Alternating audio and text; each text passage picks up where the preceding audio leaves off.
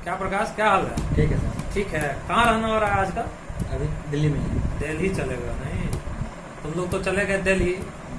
यहाँ की शिक्षण व्यवस्थाएं जो है इतनी बदतर होती जा रही है, मैं बता नहीं सकता, बयां नहीं कर सकता। ऐसे हालात होते जा रहे हैं जो यहाँ पढ़ाने का दिल नहीं कर रहा। पहले तो माहौल ठीक था, 5-6 साल पहले जब तक हम लोग थे उस टाइम तक। हाँ, उस टाइम तक ठीक था। एक्चुअली बात क्या होती है पता है, सबसे बड़ी प्रॉब्लम ये है, शिक्षा चीज क्या होती है ये हमें समझ आनी चाहिए। देख पा रहे होंगे अपने समाज की व्यवस्थाएं जो है वो बहुत ही ढुलमुल सी होती जा रही हैं, बच्चों में अनुशासनहीनता बढ़ती जा रही है, कल्चर विकृत होता जा रहा है। इन सबों के पीछे जो सबसे बड़े जिम्मेवार तत्व है वो दो तत्व को देखा जा सकता है। पहला तत्व जो है वो है टीचर और दूसरा तत्व है पेरेंट्स। तुम सहमत होगे शायद, तुम देख पा रहे हो। तो टीचर और पेरेंट्स, अब दोनों का कहाँ पे क्या रोल है वो देखना होगा। टीचर का रोल है बच्चों के नैसर्गिक शिक्षा को बढ़ाना, नैतिक शिक्षा को बढ़ाना, उसके अनुशासनिक शिक्षा को बढ़ाना। और पेरेंट्स का ये महत्व, उसकी जो उद्देश्य होते हैं उनके गुण होने चाहिए, जो अपने बच्चों के प्रति संवेदनशील रहना। हमारे बच्चे हमसे क्या उम्मीद जता रहे हैं, क्या ग्रीवांसेस रख रहे हैं, क्या उसको एट ए टाइम पूरा करना चाहिए, नहीं करना चाहिए, कितना करना चाहिए, कैसे करना चाहिए। हो क्या रहा है आजकल, सबसे बड़ी बात पेरेंट्स के पक्ष को मैं थोड़ा सा लेता हूँ। बच्चे जो कहते हैं, बच्चे कहेंगे हमें मोबाइल चाहिए, गार्जियन मोबाइल दे देते हैं। बच्चे कहते हैं हमें ऐसा ड्रेस चाहिए, वो ऐसा ड्रेस दे देते हैं। समझ से परे लगता है जो गार्जियन थोड़ा सा भी उसको मूल्यांकन करने की स्थिति में होते ही नहीं है, जो हम बच्चे को दे रहे हैं कैसे दें। उनको अपने खाने के लाले लगे हैं, लेकिन बच्चे को क्या करते हैं, मोबाइल दे देते हैं। ड्रेसअप का इफेक्ट क्या होगा संस्कार डिसिप्लिन पे, उससे उनको कोई नाता रिश्ता नहीं। दूसरा पक्ष आते शिक्षा, शिक्षण व्यवस्थाएं कहाँ ढुलमुल हुई वो मैं बताता हूँ। शिक्षा का सबसे महत्वपूर्ण तत्व है अनुशासन, और शिक्षा के लिए सबसे पहले शिक्षक के अंदर अनुशासन का गुण होना चाहिए। शिक्षकों में अनुशासन की गुण जो है वो तुम देख पा रहे हो समाप्त होती जा रही है। जिस समय में हम आए यहाँ पे शिक्षा को लेकर के, हमारा पहला तत्व था अनुशासन। याद होगा तुम लोगों को, तुम लोग से पहले भी वही स्थिति आती, और तक भी रहा था। बिल्कुल बिल्कुल। और अधिनिक्स में हमारा पहला टारगेट ये रहता था अनुशासन, जिसके कारण जब शुरुआती दौर में सवाब पे था, अधिनिक्स का रिजल्ट बेटर होता था, फिर भी बच्चे कम आते थे, इसलिए कि बाहर में ये खबर जाया करती थी जो वहाँ पे सर बहुत मारते हैं, पीटते हैं, गाइडेंस ज्यादा करते हैं। तो अब मैं एक चीज एग्जाम्पल तुमको देता हूँ। मान लो तुम्हारे घर में तुम्हारा बेटा है 10 साल का, सपोज करो, और उसको तुम सिगरेट या गांजा पीते हुए कहीं पे देख लिए, सपोज करो, तुम उस पे अनुशासनात्मक कार्रवाई करोगे इमीडिएटली कि नहीं करोगे? करोगे ही, लाजमी है। लेकिन वहीं तुम वहां घर के पड़ोस से, बगल से, रोड से गुजरो, कोई अनजान लड़का जिसको तुम नहीं जानते हो, उसको तुम यही काम करते हुए देखते हो, उसको तुम कुछ कहते हो? तुम नहीं कहते, तुम निकल जाते हो, क्योंकि उससे तुम्हारा कोई आत्मीय लगाव नहीं। अब यहाँ पर टीचर के साथ भी यही फैक्टर काम करता है। टीचर क्या होते हैं वो मैं बताता हूँ। एक टीचर वो होते हैं जो स्ट्रिक्ट होते हैं अपने बच्चों पे, वो मारते हैं, पीटते हैं, या डांटते हैं, या समझाते हैं। ये वही टीचर कर सकते हैं जिनको कि उन बच्चों से स्टूडेंट नहीं बल्कि अपने बाल बच्चे जैसा उनको आत्मीय लगा होगा, जो शिक्षा दे रहे होंगे, जिनको शिक्षा से महत्व होगा, जिनको उस बच्चे के भविष्य से लगा होगा।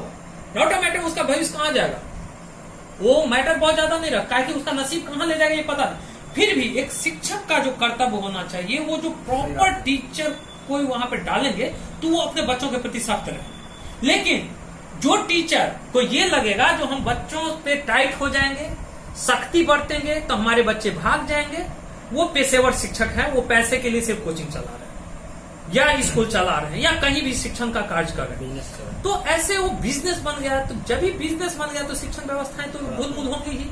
वो सिर्फ डिवीजन आ जाने से कोई मैटर, मैं खुद कहता हूँ, अपने यहाँ बहुत सारे बच्चे टॉपर बनते हैं, उसके लिए बहुत सारे अपने क्षेत्र के शिक्षक जो जाके कहते हैं उनकी पैरवी है। अरे भाई उनकी पैरवी, वो ऐसे आदमी बोलते हैं जो खुद यहाँ रह के पले बढ़े हुए हैं, कहते पैरवी है यार, टैलेंट आप मिला लो। पैरवी किसको कहते हैं? पैरवी किसको कहता है? दूसरी बात, पैरवी होती किसकी है? जहां पे समझ है, टैलेंट है, उसकी ही होती है। एक बात वो होनी चाहिए। अब शिक्षक के बारे में बताया, 2 प्रकार के शिक्षक होते हैं रियलिटी में। एक शिक्षक होते हैं जो नैसर्गिक शिक्षक होते हैं। नैसर्गिक शब्द जानते हो, जो कि जन्मजात उनमें शिक्षकत्व का गुण होता है, दैट इज कॉल्ड नैसर्गिक शिक्षक। और एक होता है आजकल समाज या कानून द्वारा निर्मित कृत्रिम शिक्षक। तो नैसर्गिक शिक्षकों की तादाद नगण्य सी होती जा रही है। जो नैसर्गिक शिक्षक आपको मिलेंगे समाज में, उनमें आप देखेंगे वो बच्चों के प्रति सख्त होंगे, वो बच्चों के प्रति वफादार होंगे। लेकिन जो कृत्रिम शिक्षक होंगे, जो शिक्षक सिर्फ कहलाएंगे, वो बच्चों के प्रति उनकी कोई वफादारी नहीं होती है। कभी नहीं उनमें आपको देखने को मिलेगी का जो उनमें कोई वफादारी होती है, ऐसी चीज नहीं मिलेगी। वो बच्चों के प्रति अनुशासनात्मक रूप में सख्त नहीं होंगे। उनका काम क्या होता है? शिक्षक का क्या काम होना चाहिए? शिक्षक का काम करना। वो अपने घर पे बैठे हुए हैं, या जो विद्यालय है, पाठशाला जिसको हम लोग कहते हैं, पाठशाला पे बैठे बच्चे आते शिक्षण कार्य के लिए। अब क्या हुआ, विगत दिनों से देखते होंगे, मुझे तो याद है जितने दिन से मैं यहाँ पे हूँ शिक्षण का कार्यक्रम में कभी कहीं भी गांव घर किसी बच्चे को ये कहने नहीं गया या मोटिवेट करने नहीं गया जो आप मेरे पास पढ़ने जाओ, पता चले खुद ब खुद आ जाते हैं। लेकिन विगत कुछ दिनों में शिक्षक का इतना स्तर गिर गया है, इतना स्तर गिर गया है, तेल लगाने वाला काम जैसे कहा जाता है। तेल लगाने वाला काम अपने इधर किसको कहा जाता है? चमैन एक होता है, सुनते होगे। तेल लगाने का काम सही में चमैन का होता है। अब शिक्षक वो काम करना शुरू यदि कर दिया, वैसा काम जाता है, तो उसको हम चमैन के स्तर में ही रखते हैं। तो वो वही काम कर सकता है, उससे ज्यादा उसका कोई नैतिक अधिकार नहीं होता है। बस वही तो होता है, उससे ज्यादा कोई बहुत ज्यादा चीज नहीं होती। बाकी ऐसा हम लोग कभी नहीं गए, लेकिन मजबूर होकर जब विगत कुछ दिनों से देखे इस कदर जाते हो लोग, जो मजबूरन अब तुमको कोई और बच्चा एक दो है उसको हमको भेजना पड़ता है, जो थोड़ा सा आप कीजिए वहां पर, जो ऐसा माहौल जनरेट कर दिया गया, ऐसी स्थितियां उत्पन्न कर दी गई, तो एक अजीब सी स्थिति लगती है। इसके लिए तुम युवाओं को थोड़ा आगे बढ़ना होगा। ऐसे शिक्षक, पहले इन जो दो प्रकार के शिक्षक है इसको डिफाइन करना होगा, उसको चुनना होगा। नैसर्गिक शिक्षक और कृत्रिम शिक्षक की परिभाषाएं समाज में डालनी होगी आपको, समझा। अन्यथा यदि हम लोग इग्नोर करेंगे, गलत को गलत करना ही गलत नहीं है, बल्कि गलत को प्रश्रय देना सबसे बड़ा गलत है। यदि उसका सही ढंग से, समुचित ढंग से और ससमय विरोध न किया जाए तो वो गलत इस कदर फलीभूत होता है जिसका कोई जवाब नहीं होता। इसलिए हम आप युवाओं से चाहेंगे समाज में आए, जब कभी भी आप गांव आते हैं, अपने छोटे भाई बहन बड़े बुजुर्ग जो हैं उनके बीच पहले शिक्षक और शिक्षा की परिभाषा बताएं। शिक्षक वो होते हैं जो नैसर्गिक गुण जिनके अंदर होनी चाहिए शिक्षण का, जिनमें त्याग की भावनाएं होनी चाहिए, वो शिक्षक हुए। उनको आप कहो, उसमें अंतर आप बताओ, उस हिसाब से आप काम करो, तब जाकर अलग जगह। आज अधिनिक्स यहाँ पे है, एक कोरोना महामारी का समय आया, आपने देखा होगा। मुझे मानवता इतना ज्यादा उसके लिए लगा, इतना ज्यादा दिल में आया, मैं इस बार हर बच्चों में लगभग 50% फ्री डिबेट कर दिया। आपने देखा होगा, हमने सोशल मीडिया पे डाला, मैं ओपन लिखता हूँ। उसके लिए यहाँ के कई सारे शिक्षक जाते हैं क्षेत्र में, गणमान्य शिक्षक आपके यहाँ के जाके बोलते हैं इतना कम पैसा लेता है। आप सोच सकते हो उन शिक्षकों के बारे में क्या कहो। लॉकडाउन के पीरियड में मेरा पांव टूटा हुआ था, आपको मैं बताऊं, मैं बेड पे था और 13 आदमी 14 आदमी टीचरों का समूह गया हुआ था वीडियो के पास कंप्लेन करने, अमुक व्यक्ति पढ़ाते हैं तो हम लोग, जबकि उसी में सब क्या इसको शिक्षक के स्तर में रखोगे? क्या उसे शिक्षक कहोगे? तो सबसे पहले समाज को सुधारने की बीड़ा आप युवाओं की थोड़ा सा उठाओ। आज तो समय थोड़ा कम है, हम निकल जाएंगे एक जगह। आए हो इत्तेफाक से, बहुत दिन बाद मुलाकात हुई, इसलिए इस टॉपिक पे हम बात कर लिए।